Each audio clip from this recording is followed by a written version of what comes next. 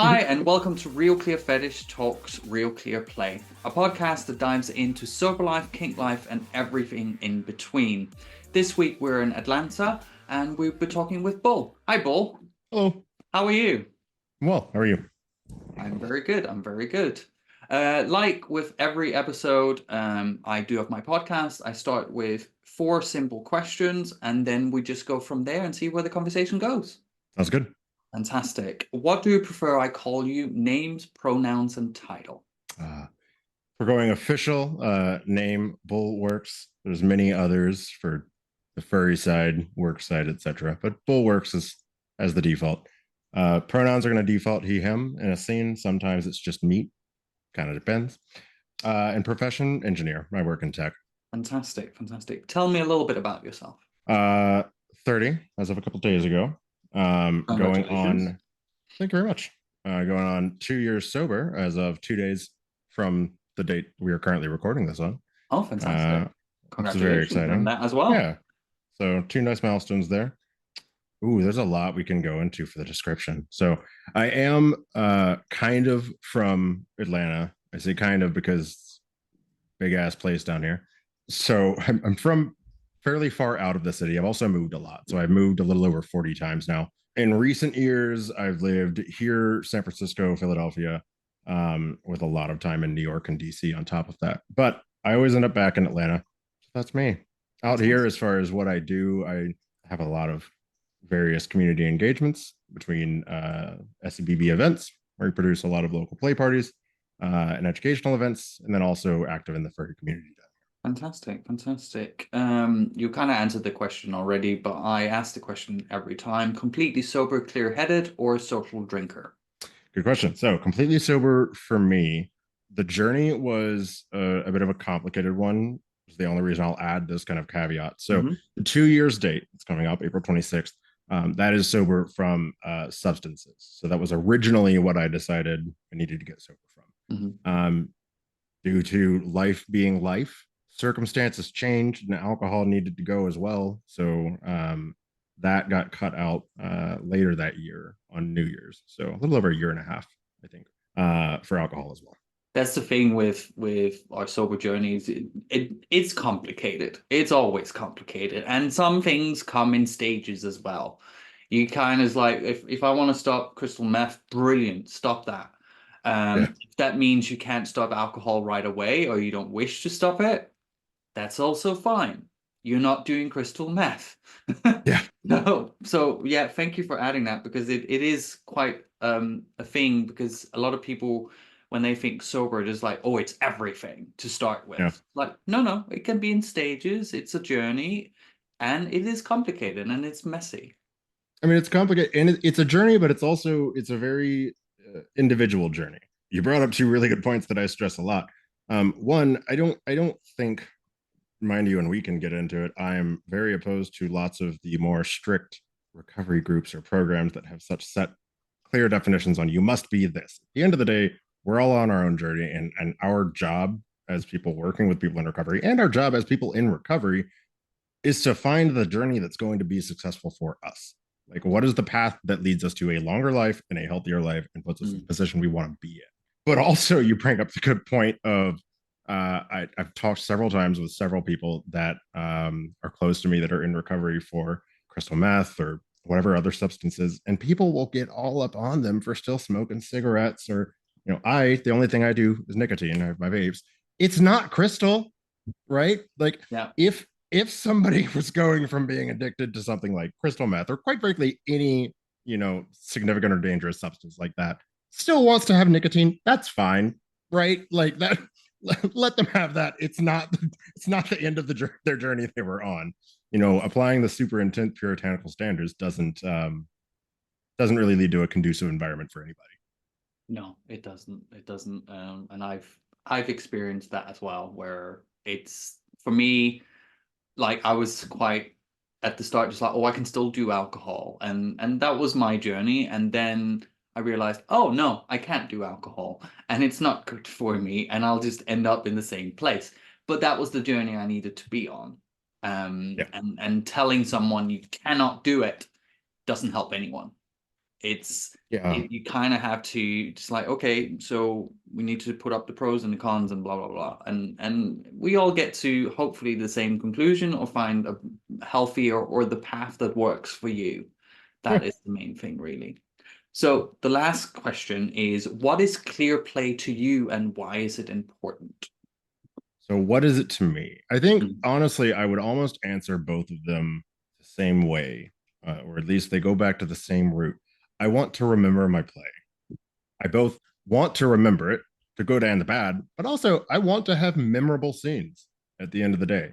Have talked and I work with a lot of people in recovery that are trying to navigate like how do I have a sex life again? How do I separate substances or whatever journey I was on from my desire to still have a sex life or mm, a kink life, right? And a lot of people are get really stuck in. And I had, I went through my time where I was very stuck in I had so much more sex when I was using. Like mm. objectively and empirically, I had a lot more sex. Was it good? Right? Like there was more of it, certainly. I don't remember almost any of it, either because of the substances or because it just wasn't very good at the end of the day. So when I was trying to navigate stuff early on, and still as I kind of whenever I go into the peaks and valleys that we all go through, and I try to navigate my life, my focus keeps coming back to I want to remember my play, and I want to have play worth remembering, and that is far easier to do when the only thing involved is me and my horniness, with no other It substances augmenting the solution. Yeah, the whole concept of actually remembering what you've been doing for the last, like, well, see, this is the thing. A lot of people get very scared when they become sober. Oh, the sex won't be the same. I won't have as much. It's like, yeah, that is some valid things to think about. And sex will change, and it's not going to be a marathon of 24 hours rampant sex. But then again, how much of that do you actually remember, and how much of it was actually quite good, and how much of it were you just sitting on your phone trying to look for the next hookup? I mean, that's really what the question often comes down to. And that's kind of what I choose to focus on, at least for myself. I think part of it also comes down to, and it sounds almost cliche, it's such a basic thing at the end of the day, though, is the safety of it all, right? Mm, I go into a lot fewer scenes these days where I go into it expecting, you know what, this could go real bad. I may not come out of this, right? Whereas there was a time when there was a much higher likelihood of something going very wrong in my scenes just because of the way I was playing, the people I mm. was playing with, the locations, whatever else it may have been, right? So it's kind of cliche, but I not only remember my scenes, but I know going into them that I am more likely to be able to have an even better scene next time because I'm going to remember it and I'll still be here next time. Yeah, it's that kind of Russian roulette feelings. Like I've definitely put myself in situations where it's like, yeah, I'm quite lucky that I'm either still alive Yeah. or got out more or less intact. It's like I've definitely had accidents with injecting and stuff like that. So it the things we put ourselves through and just expect, oh, look, this will be fine. Because I think, at least in active addiction, you kind of sometimes think you're immortal and nothing can hurt you. I think that can be part of it. Mm, I that's another area where it all comes back to the individual journey. So for me, crystal was not my journey. mm, Mostly powders and snortables for my journey. yeah. At the end of the day, I think a lot of it breaks down to why it happened in the first place, and that's a conversation you can't have with yourself until you're pretty secure in your Mm, recovery. If I go back and I look at my journal where I started working on my recovery early on, I was an angry motherfucker. Oh, I was mad. I was mad at everything. mm, And quite frankly, when I look back at that and I look at the things that I thought I was understanding, then no, I was just angry. mm, It took me a long time to get to a place where I like actually kind of understood root causes a little bit better. And I think that there is possibly more common in the CMA world that feeling of invincibility, but there's a lot of folks like for myself, I had a mixture of CPTSD, some emotional abuse, all kind of mixed together into a delightful soup that left me in a position of not feeling invincible, but feeling like at least I was having fun, Mm. right? Like life sucked outside of when I was using. So even though I knew like these are bad choices, I'm physically going to hurt tomorrow or whenever I come out of this rabbit hole I've gone into. At least it's not the other shit I'm dealing with, right? And that leads to a really, really rough balance for people, I think, because that's where you really started to mix up your sexual identity and your personal identity essentially with escapism. That's a bad rabbit hole. Like you say, escapism, it's a lot of it is what is your intention? Like if you go out drinking just to be social, fine. But if you go out drinking to forget or Mhm. escape emotions, that's dangerous. Of Mhm. course, people like to let their hair down on a Friday and from a long work week, whatever, that's fine. But it's more if you have so much pain, you have to either drink or do drugs. That is something you have to address. That doesn't necessarily make you an addict if you have Right. that. There is a fine line, because everyone's like, oh, he's using drugs because of these emotions. He must be an addict. I was like, no, no, no, no, no. He may just be on a different path, and it can Mhm. be sorted and so on. I still categorize myself as an addict, but sometimes I also categorize myself as an addict of circumstance I because think that's fair. some people are natural born addicts, are just addicted to everything, Mhm. and it's just what it is. Like if you just mentioned emotional trauma, PTSD, stuff like that, I have that soup as well.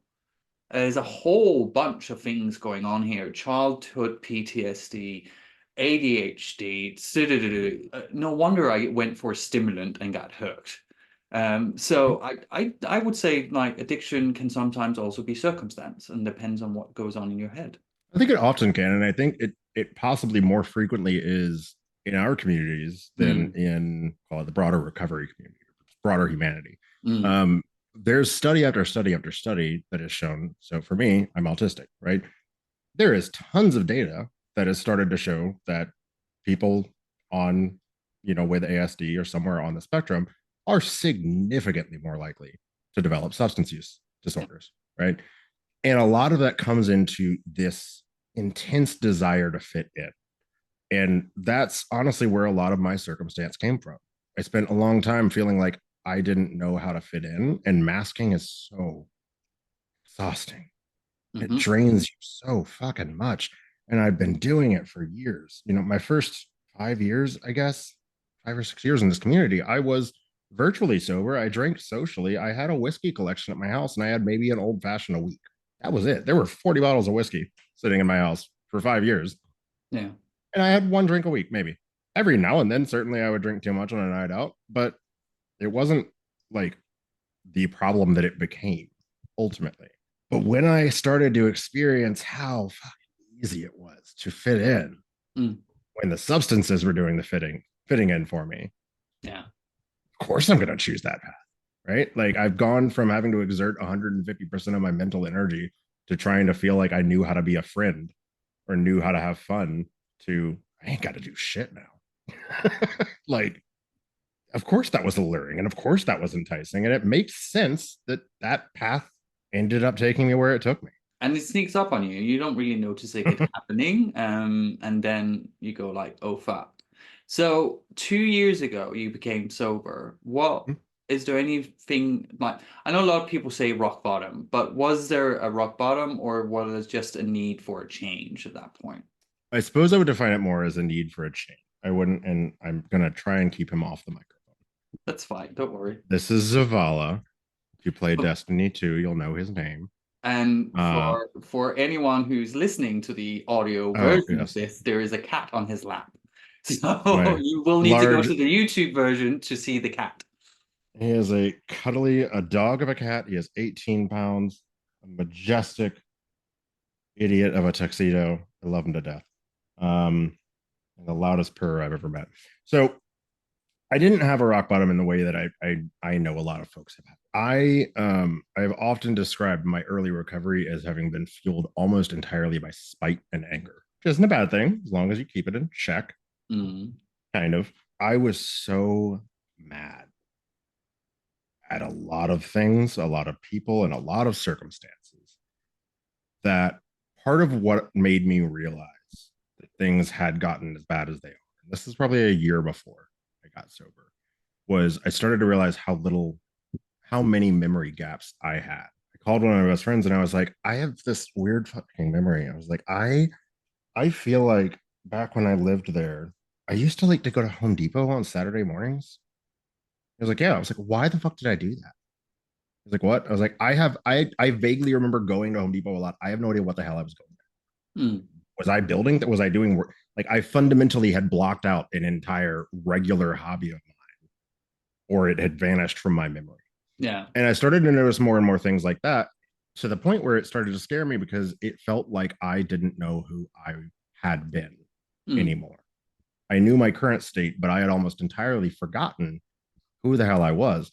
And that made me so angry because for like more than a couple of years, I had been in this world without substances, like in the fetish world. And I was good at it. I had good scenes. I had good play. I ran good events. And I was just so angry that I couldn't get through a day without a rail of coke. And it made me so mad.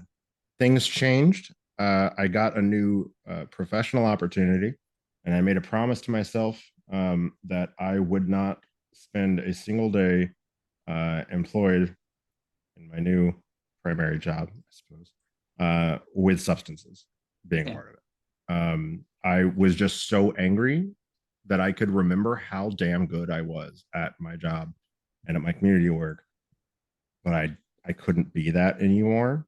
And so almost out of spite, I was just determined to prove to myself that I could figure my Mm. shit out again. Yeah. Yeah. Yeah. And I stuck to it. So Well, that that's was really it.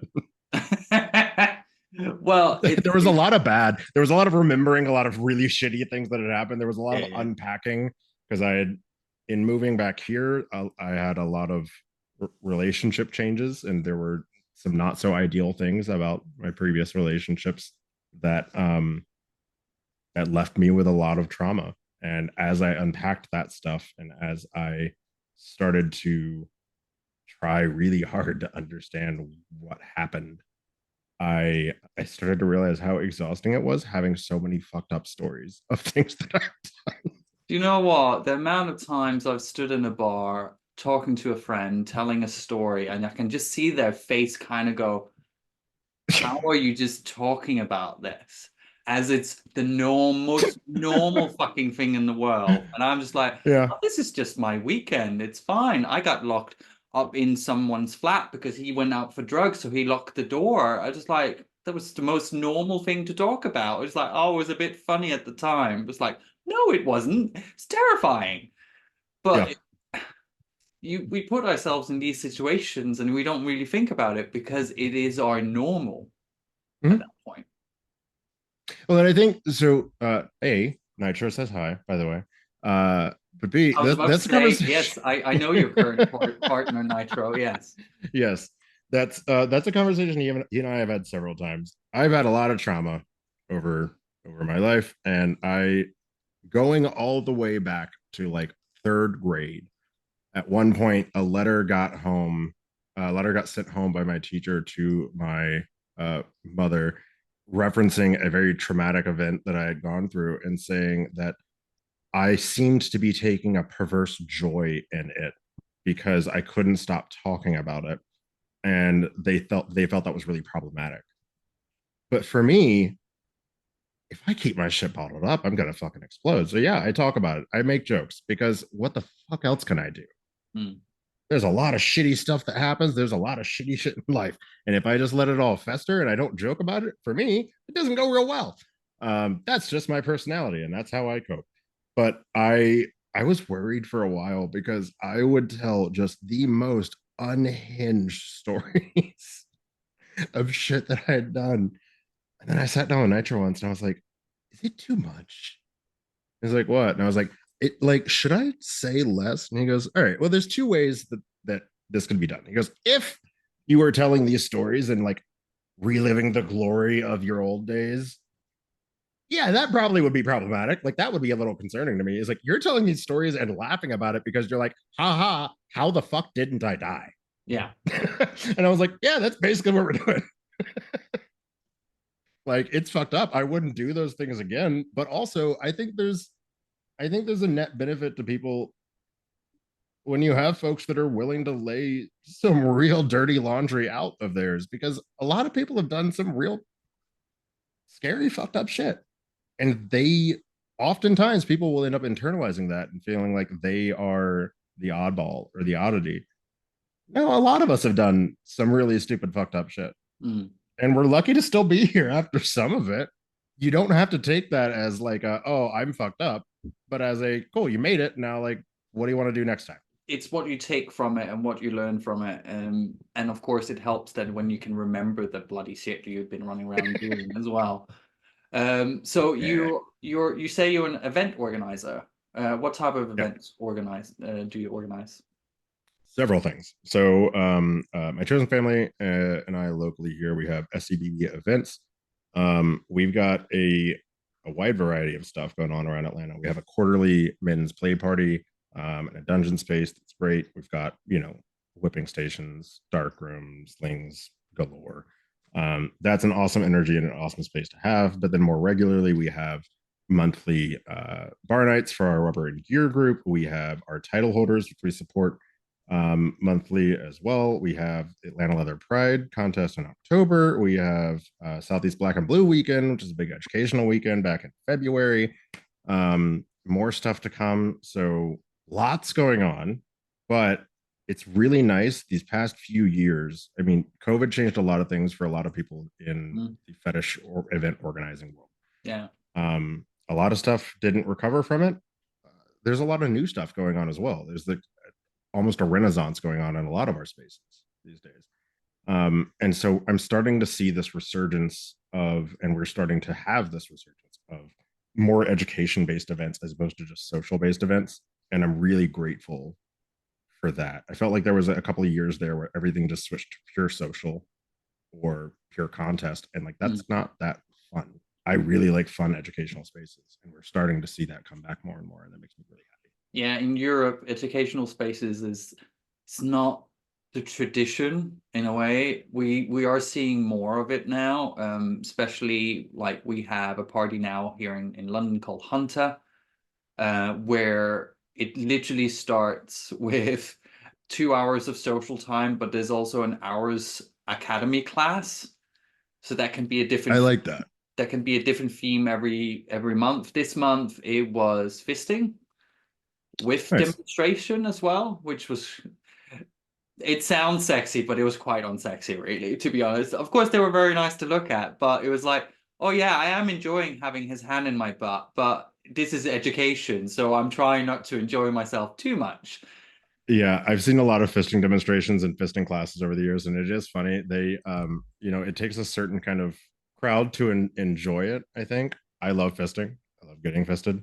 When you're in class space, you kind of have to get clinical to a degree, and Yeah. that isn't.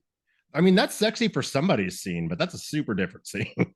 Yeah. So what type of educational classes do you organize? Anything specific that's your interest? So I at SCBB weekend back in February, I did two classes myself. I did a responsible sledding class, which was very nice. Got to talk through kind of best practices for being responsible with yourself, your own mental and physical health, as well as your community and the people in your family if you do choose to be a fucking slut, as well as like easier ways to deal with contact tracing, things like doxy prep, right? I'm a big old slut. I love having those conversations. There's a way to do it right. There's a way to do it that is right to those around you as well. I think that's an important conversation to have. So that was Mm. great. Then we also did a recovery and kink class as well, which almost ran like a meeting. I was waiting to see kind of what the crowd was like. If it was more people that weren't in recovery, then we would just kind of do it workshop style and kind of talk about like things that make it challenging for us Mm. and ways to help folks out that are trying to navigate recovery in those spaces.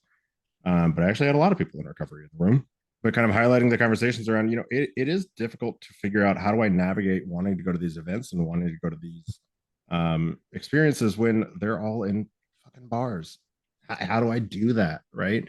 Mm. Or just back to the basics where we started, right? How do I separate my time using from what I want to be Mm. now? But then more regularly, we've got rope classes. We've got a rope event that happens quarterly, which kind of brings together the pan and the women's rope groups, the men's rope group here, for a nice little combo, basic, intermediate, advanced class afternoon, right? So you can choose how advanced you want to go, with a lot of suspension and stuff as well. We just did a hypnosis class. So we're trying to branch out, and the big focus right now is figuring out what people want to learn. I'm tired of the same basic classes. Things are changing, people are changing, and what people are into is changing. And the conversations people want to have are changing. So right now, I really feel, for myself at least, like I'm in a mode of trying to figure out what does education look like these days, because it doesn't look like 10 years ago when I started doing these things. I was part of a educational group where we were trying to set up classes, and there was very much like, we don't want to sit down and just talk about BDSM every time. It's not about just talking about lever care. We need to kind of branch out because the fetish scene is changing, and the scene is getting younger, and different interests and different levels of what you want to do and stuff like that. So it's navigating all that. How have you found navigating it now being sober? I'm assuming you've had great support from your community to help you out, make you feel comfortable in a scene. But of course, like you say, going to bars can be difficult sometimes. It's hard, um, and it's not gotten much easier in a lot of ways. I've gotten better at recognizing what I need. I think the situations haven't necessarily gotten easier. I have just gotten better at understanding what I'm feeling and Mm, what I need in that moment. In getting sober, again, one of the things I finally realized was how much my autism and my other, we'll call them mental proclivities, impacted my social life and my ability to enjoy spaces that I'd spent so much time in. I do not like large crowds mm, socially. If I am working an event, I'm fine because I'm essentially in a work mask, yeah. right? But I enjoy that. I love putting those spaces together and putting those events together. But two things. One, I've had a lot of medical challenges and aneurysm and two brain tumors removed right after I got sober. And two, it's I don't have the energy anymore to mask the way that I did when I was younger before I had addiction issues. And I don't Yeah. have the substances that made it really easy to mask Yeah, yeah, from when yeah. I was in active addiction. So I find that I don't have the spoons to do the in-person stuff as much as I would like anymore. That may change with time. I try to just be honest with myself about, like, do I feel like this is a good place for me to be right now? If I'm feeling like it is a risk mentally for me to attempt being in that space, I don't go. But I evaluate that as it comes, and I've had to text the guys that help put on these events with me several times about, like, it is not a good idea for me to be in a bar tonight. I do not feel like I'm in a mentally secure enough space to safely navigate a bar and a crowd tonight. I'm sorry. And I Oh, help with things outside of the bar, and I help with organization, technology, all of our back end stuff that we need. But there are just times when I have to admit that it is not the right choice for me to go do the in person shit. yeah. And that's okay. I've been in situations like that where I've been in the situation where, and I'm quite honest about that, where I've probably been in a dance club and so on, and my brain is just kind of gone, if someone offers me something, Mhm. I might not say no. Yeah. And I have to be bloody honest about that. It's scary because I know where it takes me, and I know how destructive I become when I do that kind of thing. But then again, running around feeling ashamed about it afterwards doesn't help anyone. You just have Mhm. to be honest about that's where my brain went. Like you, sometimes I kind of go, okay, maybe it's not smart to go out tonight. I'm either slightly fragile or susceptible to just give in, hit Yeah. the bucket button, like you say. And it can be really hard. And sometimes when that happens, you kind of like, oh shit, maybe my recovery is not that secure. But then Well, again, it's funny part because of the it's like, journey. right. It sometimes, I think what was most difficult for me was understanding that it doesn't always have to be that I'm concerned I'm going to relapse. The shame spiral that comes with being in recovery is fucking serious. It's Mm. intense. So there's times when I'm like, I don't think I'm going to relapse. No, but you don't ever think you're going to relapse. I don't think anybody's ever thought like, hey, gonna Let's go go. do that. Yeah. If you have, you probably are.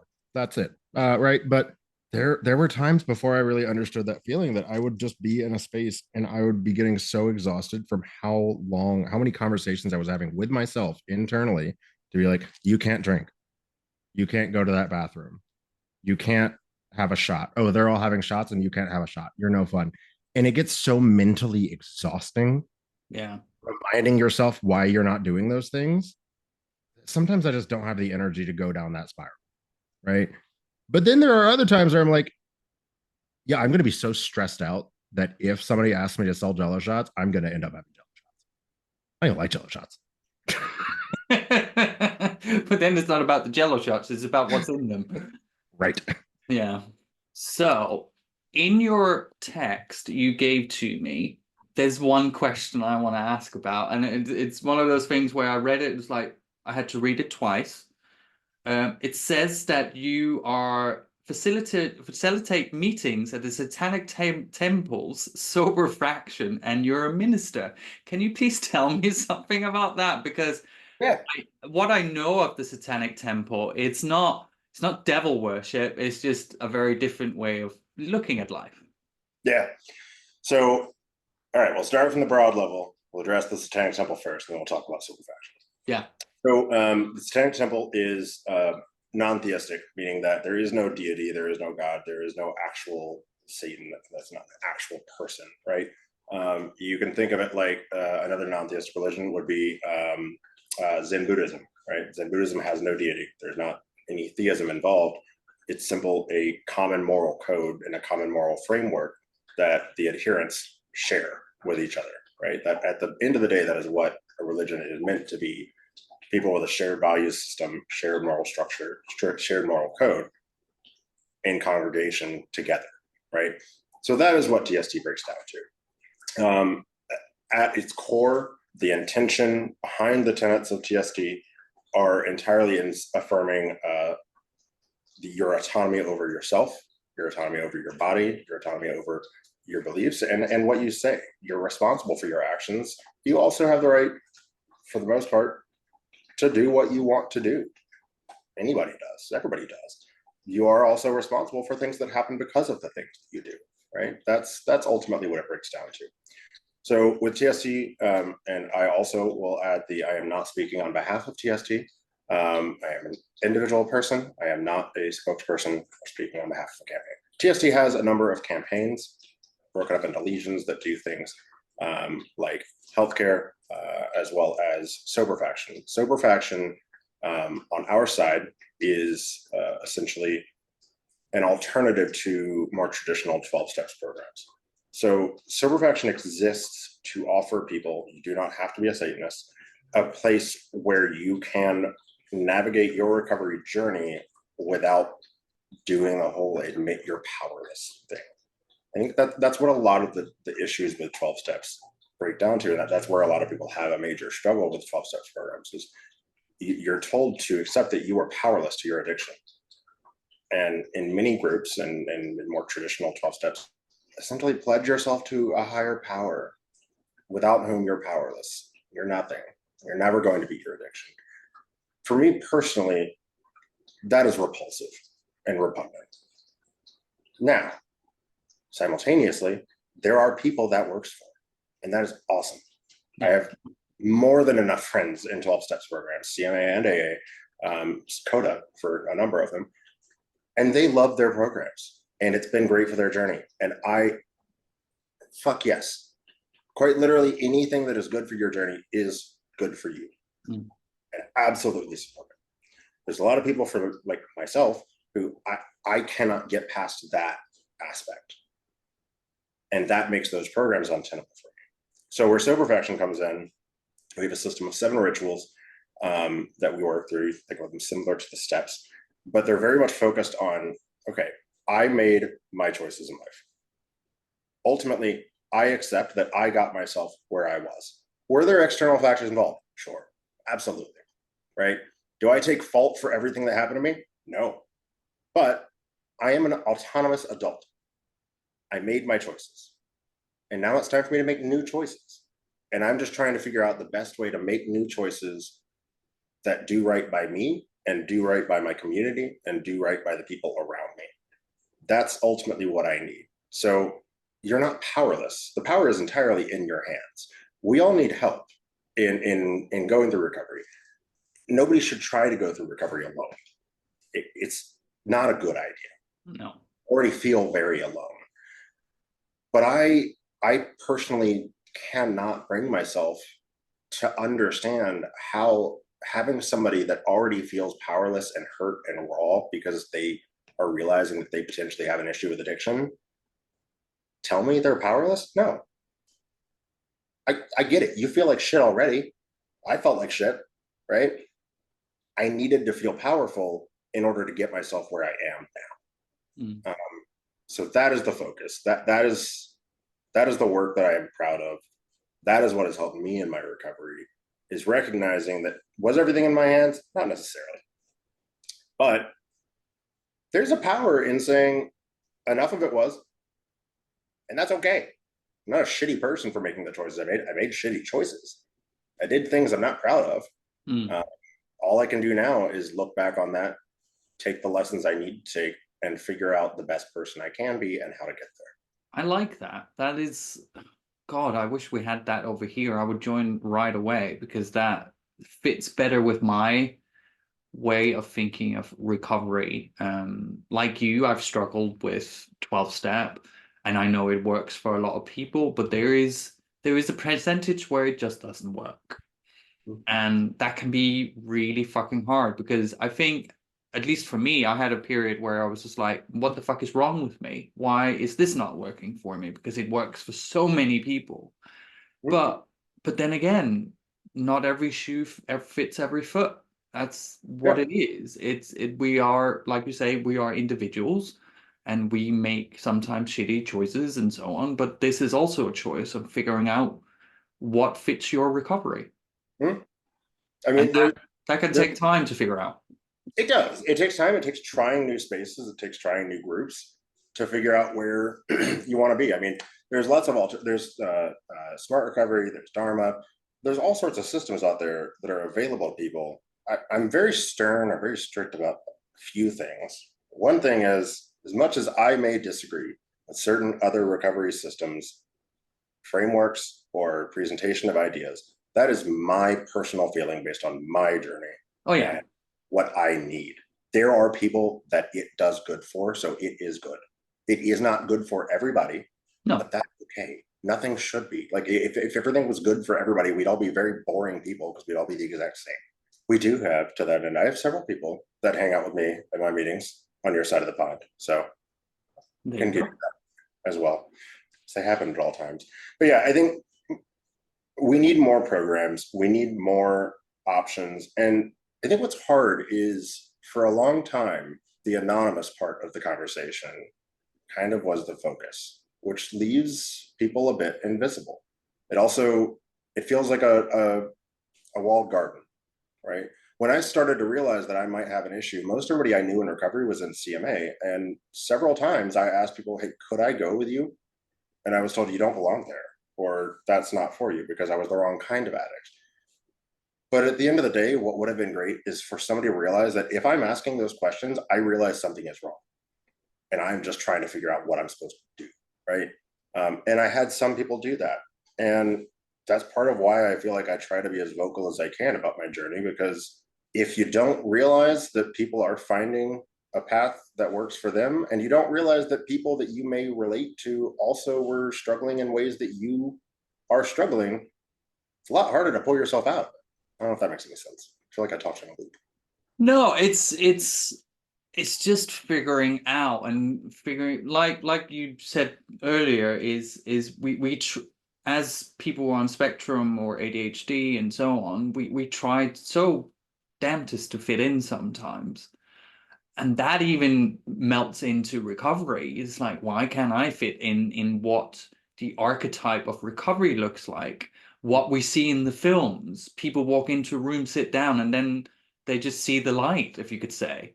And I remember sitting in the rooms quite often. It's like, but why do I need to see the light?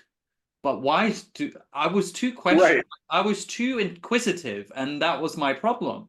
I didn't just go along with everything that was suggested to me. Was there some of the things I should have listened to? Absolutely. And I admit that. Like, don't date in the first year, especially someone in the room. Bad idea, bad fucking combination. Yeah. But it's but then again, you are allowed to ask questions. You are allowed to be argumentative. You are allowed to have discussions about how is my life going to look when you go down this recovery journey? What do I feel I need to do to make it work? I feel like I've gotten to a place where I'm for the most part strong in my recovery. I have bad days, I have good days. But then again, I'm not actioning it and I'm not using that. So that's a success. But I'm also quite vocal about and I'm honest about when I'm tempted. And I talk to friends about it. And I just get it out of my head. Like you mentioned earlier, you get things out of your head. Sometimes we overshare quite a lot. And what was it? I write what I call survival poetry. So when my brain kind of boils over, I write my feelings down. And normally when I mention I do poetry to people, it's like, oh, can I read some? It's like, yeah, but I'm not suicidal. Bear it in mind when you read it. Because it can be Don't some call fucking... for help. These are normal thoughts. it is just a stream of thoughts, and it's a snapshot of where my brain is at that moment. Even I kind of read some of my poems and go, oh Jesus Christ, who's hurt you? Yeah, it's funny. I have two journals. I have just I call it my daily journal, my recovery journal. My recovery journal, I work through my 7 rituals. We have all our prompts and all our questions. I work through those in that. Then my just daily journal, and man, it's a whirlwind. Just from I also one of the weird, I'll call it addictions I've gotten post recovery is fountain pens. Super into fountain pens now. Don't know where the fuck that came from. But just like in my ink choices and handwriting early in recovery, like angsty teenager, like early 2000s punk rock angst levels. Yeah. Just got so angry. So fucking angry. And I still get that way sometimes because I find that the best way to just get shit out when I'm trying to process is just start writing, and I don't know, I'll figure out what I'm gonna say.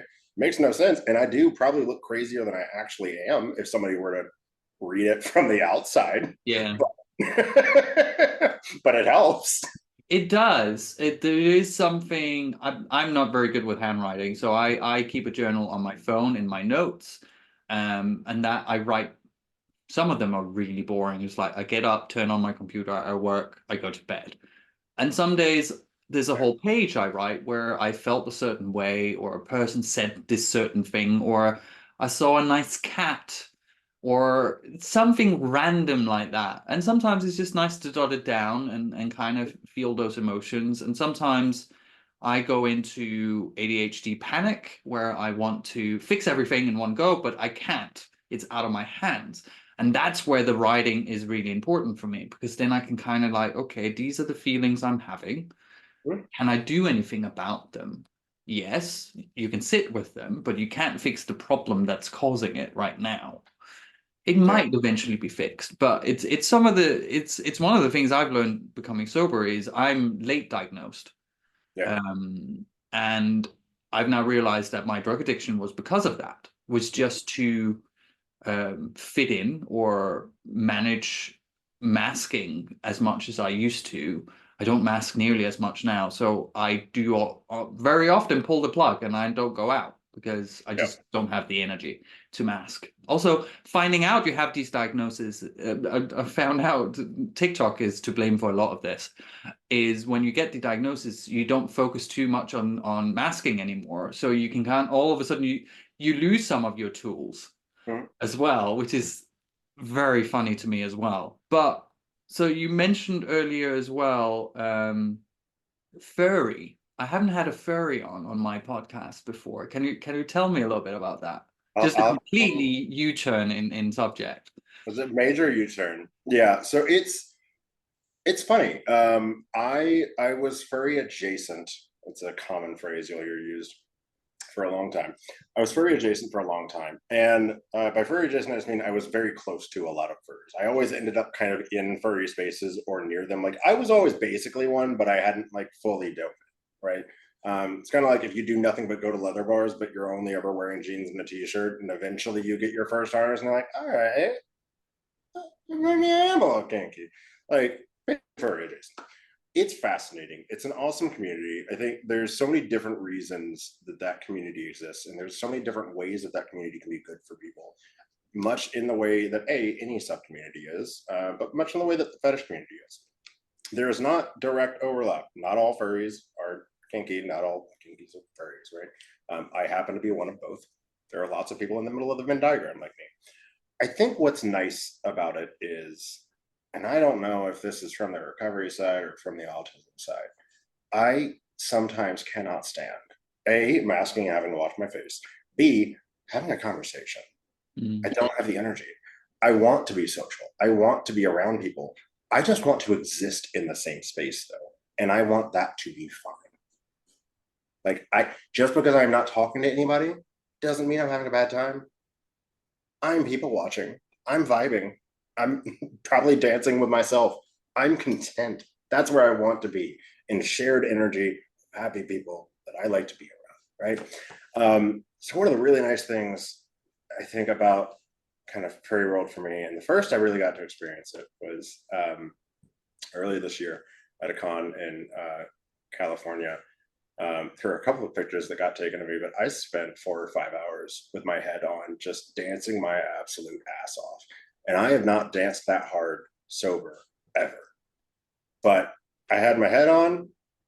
I was just vibing, chugging water as best I could because I was sweating my ass off. But it was just so freeing. And it's hard to explain past that. But it's been a good community. It's been good for me. And I enjoy them. And I enjoy it. My Sona is a bull and a wolf hybrid. Got a lot of pretty art of him. Big old chompers. Oh, fantastic. Fantastic. It's not, I think the furries are becoming more over here, but it's not really a big community over here. We're much more puppies, and there might be an occasional furry within the puppies. Well, once you get into the EU proper, there's big fur spaces.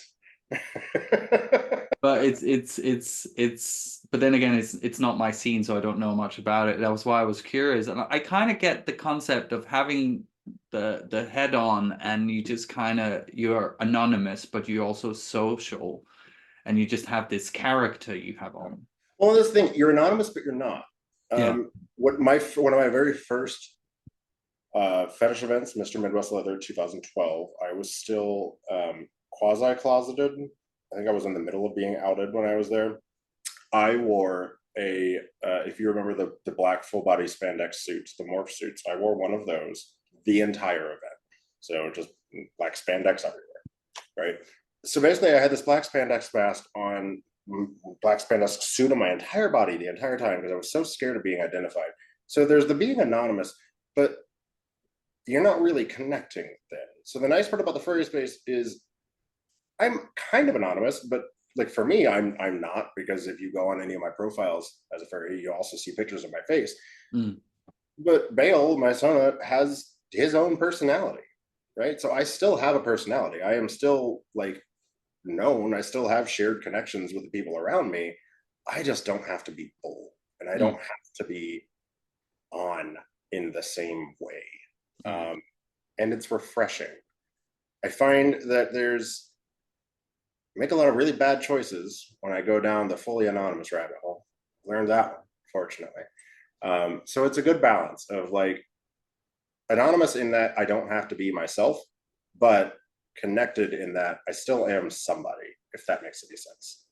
No, I get that. It's that two split personality kind of thing where you kind of have this persona when you're on, like you mentioned with organizing events, you just put your official mask on. I have a mask for doing podcasts. All the other stuff that goes on preparing for a podcast, I don't bring in here because, and I've mentioned this before in previous episodes, sometimes this can cause me anxiety because I'm talking to strangers online. But that is not something I bring into the room. I feel perfectly fine sitting here and talking to you, but like 3 hours ago, I was like, oh God, I have to talk to this person. Does that, what do we have to talk about? Dress So beauty. you kind of put this mask on, so I fully get all that, and I have my pop persona, which is coming a little bit more out now that I'm so and so sober, and I do it with people I trust. And I've also realized that doing subspaces now, oh, my ADHD brain goes quiet. Uh-huh. I was just like, oh, this is a new feature. Let's Mhm. explore this. Yeah. So I fully get all that, where it's anonymous but not really anonymous, and you're present with other people. Is there any specific kink that's like your favorite? What is your favorite kink besides being piggy? Boots are a strong point. Yeah. Certainly. So my kinks have changed a lot over the years. My original kink was sports gear. Well, kind of sports gear, like work gear, the equivalent of like tradie gear, Carhartts, ratty ass jeans, shit kickers for boots. These are not. This kind of are. These are supposed to be, but they're new, so they're not shit kickers yet. But trade gear, blue collar gear. Oof. Nice.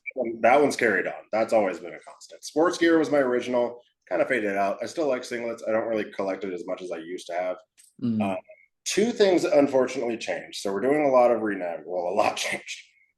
Two specific things happened that affected it. My primary fetish for a very long time, I've taught classes on this, fucking love it, breath control. Absolutely love breath control. Love everything about it. The mutual connection, the energy exchange, it's just so hot. Oh, but then there's also pre-sobriety. Impact was a no-go, mostly because of PTSD. If you hit me, you're getting hit back. I will break your jaw. I still probably will, right? But that's something I've been, now that I am fully sober and I know exactly where my head is as best I can at any point in time, that's somewhere with a couple of really trusted chosen family members. I've had some amazing scenes. I got the absolute snot beat out of my back, bloody, and my legs back in November, and it was phenomenal. And that was like the first impact scene I've almost ever had, that heady at least. But it was because I knew that I could control essentially the demons in my head because I wasn't trying to pretend they weren't there. Mm. Right. So that's new. That's a really cool new feature that we unlocked. The breath control, it's hard for me and it's stressing me out a little bit lately because with medical things, with the aneurysm, I'm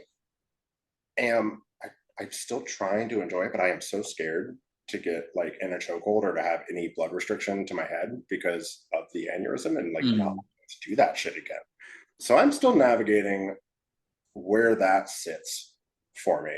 But lately, the big thing's been fisting. I don't know why I just got super into stretching. I've got these big ass hands on the boot front and the hand front. The other thing the tumors did for me is my feet got 2 sizes bigger and my hands grew fairly dramatically and my chest grew 3 inches. So downside, I had to buy all new boots. Plus side, got a lot of nice boots.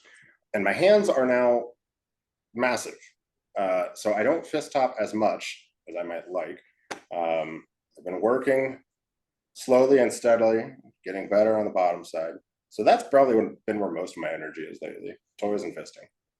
It's always like when I talk to people who just come into recovery and so on, and especially if they're in fisters, they're like, oh, I can't do it sober. Oh no, I'm gonna lose this. It's like, no, you can still do it. It just takes a little bit more practice, and you'll enjoy it so much more. Oh, and I found that in recovery, I almost became. I've always been a bit of a cocky little shit. Like it's just kind of who I am. Bull has been my name for longer than I have been gay, for a reason. The first time I had a guy just absolutely tear me up. Like he had a big old hug and he'd been going at me for a while. DP was a poise, his hands, and we get to the end of it and he's like, wait, where are your poppers? I don't have any poppers.